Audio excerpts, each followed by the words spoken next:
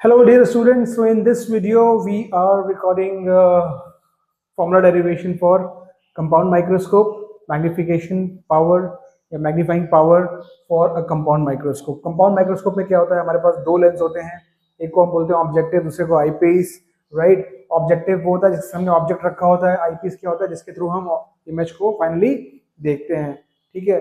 अभी we are not going into the details of how this works because हमारा main focus क्या है, derivation of the formula है। पर क्विकली आपको मैं इसको अगर रिकॉल करा दूं, जस्ट एक सेंस, एक लाइन थोड़ी सी मिसिंग है यहाँ पे, this line should be going like this, right, and one more line we will need, okay. तो अभी दो लेंस है हमारे पास, ऑब्जेक्टिव एंड आईपीस। पहला हमने ऑब्जेक्ट यहाँ पे रखा, ऑब्जेक्ट की एक इंटरमीडिएट इमेज बनी, किससे, ऑब्जेक्टिव से, वो है A dash B dash. A B object है, ए डैश बी डैश ये इमेज बनी किससे, ऑब्जेक्टिव से। और ये जो इमेज है वो आईपीस के लिए किसका काम करेगी, ऑब्जेक्ट का काम करेगी। तो इसका फाइनल इमेज फिर यहाँ पे A double dash B double dash ये बन रहा है, which is quite magnified as you can see. तो it's a combined effect of two lenses, इसीलिए हमको डबल माइक मतलब कहते हैं मल्टीपल टाइम्स हमको मैग्निफिकेशन मिल जाता है, एक तो पहले ऑब्जेक्टिव से और दूसरा उसके बाद आईपीस से, इसीलिए इसको बोलते हैं compound microscope to be honest. Magnification का फॉर्मूला को याद रखना है, हमेशा स्टार्ट वहीं से होनी है, visual angle subtended by the final image on the eye divided by visual angle subtended by the object, and when the object is kept at minimum distance of distinct vision which is capital D. Yes, तो guys alpha की मतलब alpha जो हमारा होता है visual angle by the object, उसमें कोई change नहीं है। This is HO, height of the object, this is D. तो आपका आ गया tan alpha is equal to approximately alpha, alpha is very small, HO by D, ठीक है। जस्ट 1 सेकंड गाइस, अगर आपने मेरा सिंपल माइक्रोस्कोप का वीडियो नहीं देखा है तो पहले उसको आप थोड़ा सा देख लो, भले उसको स्पीड बढ़ा के देख लो, लेकिन थोड़ा सा आपको समझ में ज्यादा अच्छे से आएगा, ठीक है। तो एचओ बाई डी ये हमारा हो गया tan अल्फा। अब दूसरा angle subtended by the image, अभी देखो आपका इमेज और ये है आई, तो क्या आपको दिख रहा है गाइस, ये हमारा ये जो इमेज है ये कितना एंगल बना रही है, बीटा एंगल बना रही है। देखो आई पे ये मेरी फाइनल इमेज है और ये जाके बीटा एंगल सबटेंड कर रही है। तो यहाँ से अगर मैं बीटा लिखना चाहूँ which is tan beta, that will be equal to A dash B dash upon U E. क्या समझ पा रहे हो, A dash B dash upon U E. U E क्या है, distance of object from the eyepiece, क्योंकि इसके लिए तो यही ऑब्जेक्ट है ना, तो ये इसके लिए यूई हो गया, ठीक है। एक चीज और बता दूं, ये चीज हम वीओ बोल रहे हैं, वीओ क्या है, distance of the intermediate image from the objective lens, this is VO, this is U. You should be very comfortable with all this VO UO, VO UO UE, है ना। ये सब चीजें हमको बहुत ध्यान से पता होनी चाहिए, दिमाग में रहनी चाहिए, तभी हम डेरिवेशन कर सकते हैं। एक चीज और ध्यान रखना, इसकी फोकल लेंथ है एफओ और इसकी फोकल लेंथ है एफ ई, ठीक है। अब देखो, जब हमने ये लिखा beta is equal to A dash B dash upon U E, A dash B dash upon U E, ठीक है। अभी ए डैश बी डैश को हम क्या बोल सकते हैं, एच आई बोल सकते हैं। मतलब इस लेंथ को अगर हम हाइट ऑफ इमेज बोले एच आई, तो क्या मैं ए डैश बी डैश को कोऑर्डिनेट साइन कन्वेंशन के हिसाब से माइनस एच आई लिखूंगा, यस। क्या मैं यू ई को माइनस यू ई लिखूंगा, यस। तो यही चीज क्या आ जाएगी, एच आई बाई यू ई, दोनों साइन इंटरप्रिटेशन के बाद दिया जाएगा H I by U E, ये हमारे पास बीटा आ गया। अब ध्यान ये रखना है कि ये स्टार्टिंग हमारा पॉइंट है, अगर आप डेरिवेशन स्कूल एग्जाम में कर रहे हो तो ये आपका एक इंटरमीडिएट चेक पॉइंट है कि आपको अल्फा ये तो आप नहीं भूलोगे एच ओ बाई डी, लेकिन बीटा ये H I by D, sorry H I by U E, ये आपको एक इंटरमीडिएट स्टेप ध्यान देना चाहिए। अब आगे बढ़ते हैं, देखो अभी मुद्दा क्या है कि ये एच आई जो है हमारे लिए एक प्रॉब्लम क्रिएट है, क्योंकि ये H I is just intermediate thing. Final compound microscope के मैग्निफिकेशन के पर्सपेक्टिव में आप खुद समझ रहे हो कि इस इंटरमीडिएट इमेज का कोई इंपॉर्टेंस नहीं है। एज एन इंस्ट्रूमेंट पर्सपेक्टिव इसका क्या इंपॉर्टेंस है, एच आई। तो हमको कैसे ध्यान रखना है कि हम इसको एच आई को हमको रिमूव करना है अपने इक्वेशन से।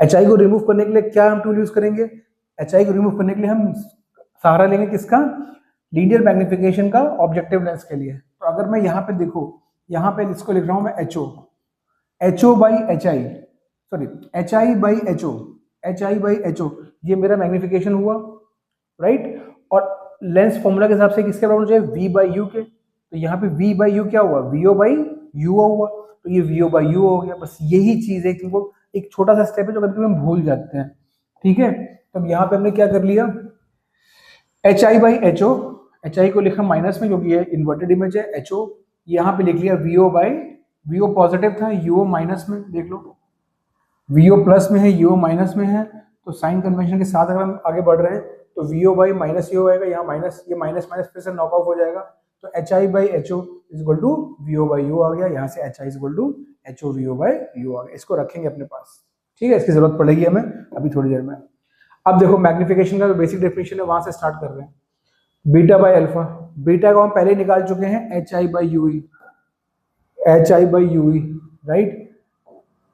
अल्फा को हम जानते हैं H O by D, alpha को हम जानते हैं एच ओ बाई डी, ये हो गया। अब इस पूरी चीज में देखो एच आई की जगह क्या लिख लोगे, H O V O by U O, तो ये H O V O by U O आ गया, फिर नीचे यू ही था वो एज इट इज लिख दिया, और ये एच ओ बाई डी हो गया डी बाई एच ओ, यहाँ से एच ओ और एच ओ का हो गया हैप्पी बर्थडे, तो यहाँ पे आपका आ जाएगा V O by U O into D by U E, right. अब गाइस अगर थोड़ा ध्यान से देखो, आपने मेरा सिंपल माइक्रोस्कोप का देखा हो वीडियो, तो उसमें एक ही लेंस था, उसमें मैग्निफिकेशन क्या आया था, डी बाई यू ई आया था, तो ये हो गया जो आईपीस का है, और ये एक एक्स्ट्रा मैग्निफिकेशन आपको मिल गया ऑब्जेक्टिव डालने से। तो इस फॉर्मूले को हम इस तरीके से भी विजुलाइज करते हैं, M is equal to M O into M E. कई बार ऐसा होता है कि हमको यही फॉर्मूला काम में आ जाता है, हमको बाकी कुछ दिया नहीं होता, लेकिन एम ओ और एम ई के इंडिविजुअल का मैग्निफिकेशन हमें पता हो तो M O into M E करके हम फाइनल मैग्नीफाइंग पावर निकाल सकते हैं। बट ऑब्वियसली इसमें वही चैलेंज है, ये फॉर्मूला हमारा फाइनल नहीं है, क्यों? क्योंकि यार इसमें हमको यू ई एक जो है हमारे लिए वेरिएबल है, यू ई हमको नहीं पता कि ये एक्चुअली ऑब्जेक्ट आप मतलब ये फाइनल जो बीच की इंटरमीडिएट इमेज है वो कहाँ बनेगी, तो यू ही हमें रिप्लेस करना है। तो गाइस वही अप्रोच फॉलो करेंगे जो हमने बिल्कुल सिंपल माइक्रोस्कोप में करी थी, वी ओ बाई यू को हम टच नहीं करेंगे, वो आ गया, वो सेट है इधर। सिर्फ डी बाई यू में से यू को निकालने के लिए हम वो दो केस बनाएंगे कि हमारा फाइनल इमेज कहाँ पे बन रहा है, वही सेम स्टोरी रिपीट होगी, कोई चेंज नहीं है उसमें।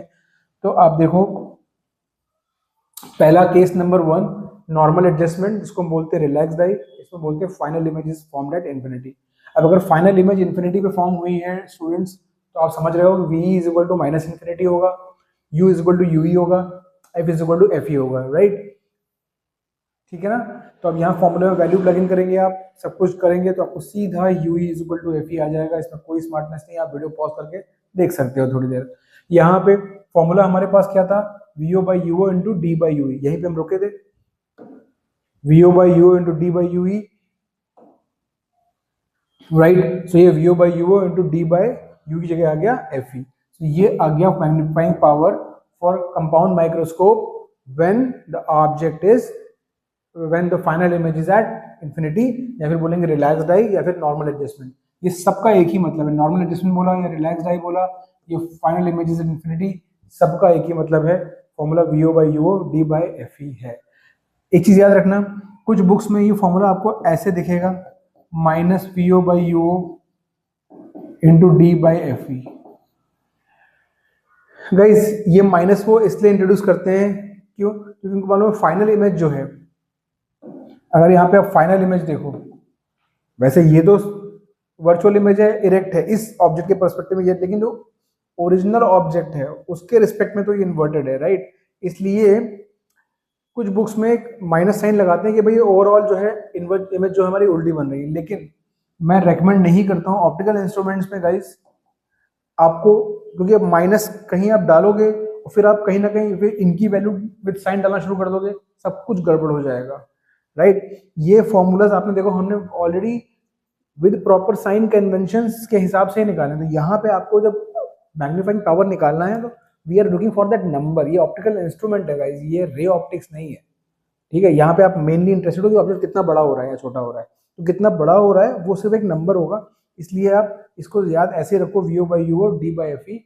हाँ, अगर कोई क्वेश्चन पूछता है कि ये मैग्निफिकेशन पॉजिटिव है या negative, you always know this is negative because the final image was inverted with respect to the original object. ये हो गई, ठीक है। अब हम आगे जाएंगे, दूसरा केस हमारा case 2 which is maximum magnification, जिसको बोलते हैं स्ट्रेन डाई या फिर final image is at D. देखो आप सिंपल माइक्रोस्कोप की पूरी कहानी वही रिपीट हो रही है, यहाँ पे u is equal to minus U E होगा, f is equal to F E होगा, v is equal to minus D होगा। मैं आपको दिखा दूं फिर से डायग्राम में, ये बोल रहे हैं हम u is equal to minus U E, ये जो डिस्टेंस है V E, final image is at D, from the eye it is formed at D, so this distance is D, इसको हम बोलेंगे माइनस डी, ठीक है, और F is equal to plus F ही है ही, तो अब उससे आगे जाओगे, हाँ सॉरी एक और आगे जाना पड़ेगा हमको, ये राइट, सो ये वैल्यूज हम डालेंगे, तो अगेन हमारा सेम आप फॉलो कर लेना, कुछ दिक्कत नहीं है, D by U is equal to 1 plus D by F ही आ जाएगा, जैसे हमने सिंपल माइक्रोस्कोप में किया था, ठीक है, कोई दिक्कत नहीं हुई, जस्ट मैंने वैल्यूज डाले हैं विद साइन और थोड़ा सा ट्रांसफॉर्म करके मल्टीप्लाई कर दिया है डी से, तो आखिरी में हमको डी बाई यू की वैल्यू आ गया 1 plus D by F E. Again magnification था क्या, वी ओ बाई यू और D by U E, D by U ई की जगह हम यहाँ पे डाल रहे हैं 1 प्लस डी बाई एफ ई।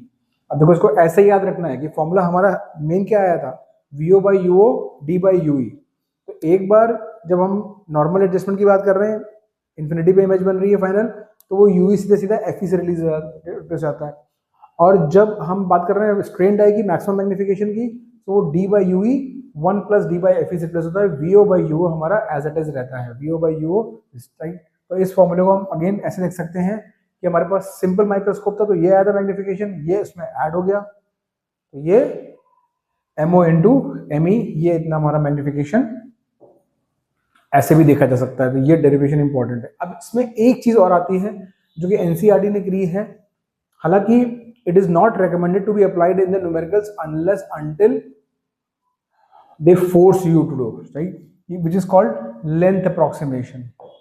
देखो यार, एक चीज होती है length of compound microscope, length क्या चीज होती है बेसिकली, आप समझो इस चीज को कि लेंथ क्या चीज है। पहले तो ये आप जनरली करते क्या हो, ये दोनों लेंस जो होते हैं एक ट्यूब के अंदर होते हैं, लॉन्ग ट्यूब, उसमें से एक ट्यूब जो है मतलब एक बाहर आउटर ट्यूब होती है, एक इनर ट्यूब होती है, तो जो इनर ट्यूब है that can slide over the outer tube, समझ रहे हो आप, जैसे इस तरीके का जो स्ट्रक्चर है हमारे पास, ये एक ट्यूब है और इसके अंदर एक छोटी सी और ट्यूब है, इस तरीके से, ये इस तरीके से छोटी एक और ट्यूब है, राइट, ठीक,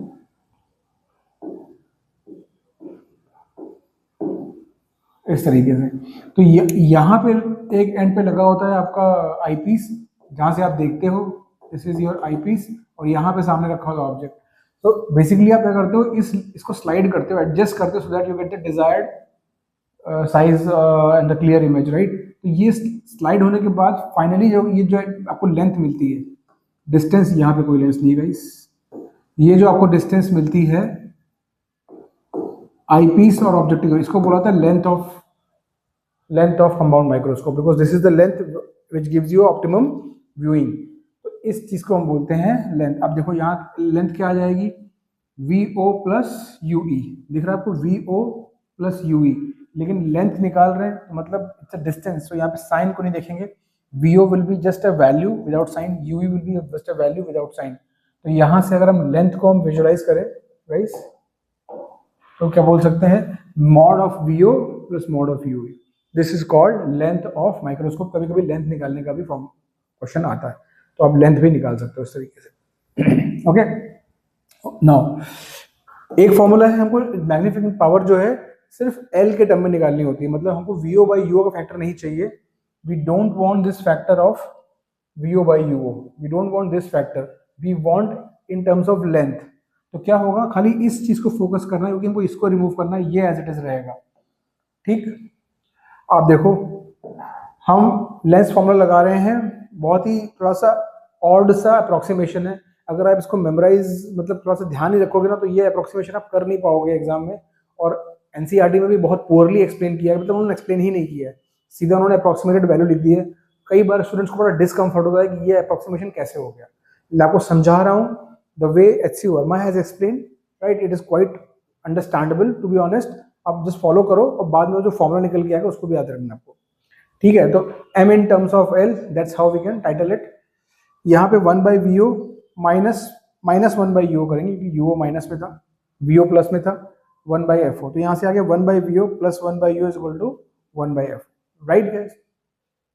यहाँ पे आप वी ओ से मल्टीप्लाई कर लो पूरी इक्वेशन को, वी ओ से मल्टीप्लाई करो तो ये हो जाएगा 1 plus V O by U is equal to V O by F O, ठीक। अब हमको मालूम है कि भाई ऑब्जेक्टिव हो या आई पीस हो, ये बहुत छोटे फोकल लेंथ के होते हैं, क्योंकि आपको मैग्नीफाई करना है चीज़ों को। तो मैग्नीफाई करने के लिए आपको जो पावर लेंस की रखनी पड़ेगी वो ज़्यादा रखनी पड़ेगी, और लेंस की पावर अगर ज़्यादा करनी है तो क्या करना पड़ेगा, फोकल लेंथ की कम से कम होनी चाहिए। इसका मतलब जो ये एफओ होगा बेसिकली ये मतलब 1-2 सेंटीमीटर ऐसे वैल्यूज होती हैं, to be honest 3 centimetre 4 centimetre ऐसी वैल्यूज होती हैं। सो वीओ इज क्वाइट, मतलब practically speaking VO is very very high than FO. तो इसका मतलब क्या हो गया, ये वीओ बाई एफओ जो नंबर होगा ये बहुत 1 से बहुत बड़ा होगा, ये नंबर 1 से बड़ा है, इसका मतलब ये नंबर भी बहुत 1 से बड़ा होगा, ये दोनों नंबर इक्वल है। अब अगर ये दोनों नंबर इक्वल है और 1 से ये बहुत 1 से बड़ा है, इसका मतलब एक 1 से बहुत बड़े नंबर में अगर आप 1 और ऐड कर दोगे, जैसे मान लो आपके पास एक नंबर है 1000 में 1 और ऐड करोगे तो क्या होगा, कितना ही फर्क पड़ेगा, 1001 हो जाएगा। पर प्रैक्टिकली स्पीकिंग क्या ही चेंज किया, कोई चेंज नहीं किया। इसका मतलब वीओ बाई एफओ को अप्रोक्सीमेटली हम वीओ बाई यूओ के बराबर कर सकते हैं। ये जो एक अप्रोक्सीमेशन हमने किया है वो बहुत ही ट्रिकी अप्रोक्सीमेशन है, याद नहीं रहता है। VO by FO is approximately equal to VO by UO because ये 1 is actually insignificant in this equation. अच्छा, VO is also approximately equal to L। क्यों? क्योंकि यार ये आप देखो ना, जो हमारा लेंथ का फॉर्मूला आया था वो लेंथ का फॉर्मूला आया था VO प्लस UE।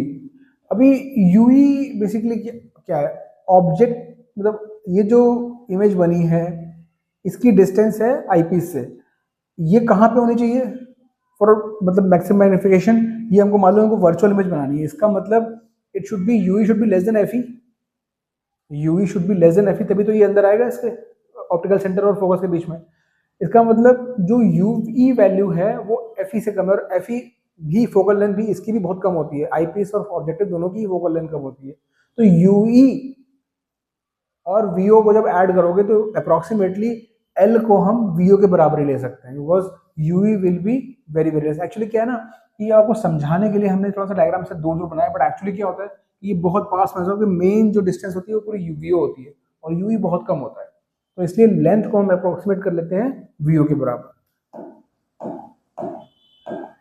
तो बेसिकली वीओ को हमने अप्रोक्सीमेट लेंथ के बराबर लिख लिया, तो इसका मतलब क्या आ गया, VO by UO is equal to L by F.